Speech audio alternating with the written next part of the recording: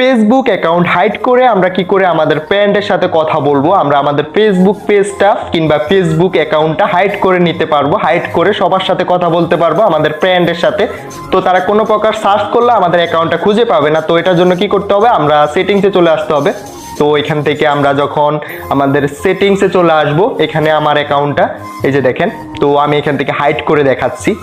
এখান থেকে আমরা সেটিংসে চলে আসব, সেটিংস অ্যান্ড প্রাইভেসি। তো এখান থেকে আমি সেটিংস অ্যান্ড প্রাইভেসিতে ক্লিক করে দিলাম। সেটিংস অ্যান্ড প্রাইভেসিতে ক্লিক করে দেওয়ার পরে এখানে একটা অপশন শো করতেছে।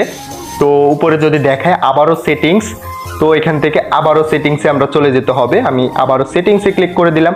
সেটিংসে ক্লিক করার পরে উপরে একটা অপশন পেয়ে যাব, প্রোফাইল সেটিংস। তো আমরা এখান থেকে প্রোফাইল সেটিংসে ক্লিক করে দিব। এটা এক ধরনের আমরা আইডিটা ডিঅ্যাক্টিভ করে দেওয়া, মানে আইডিটা ডিঅ্যাক্টিভ করে এবং কি মেসেঞ্জারটা ওপেন করে রাখা, মেসেঞ্জার এবং নোটিফিকেশনটা। তো এখান থেকে আমরা একটা অপশন খুঁজে নিতে হবে।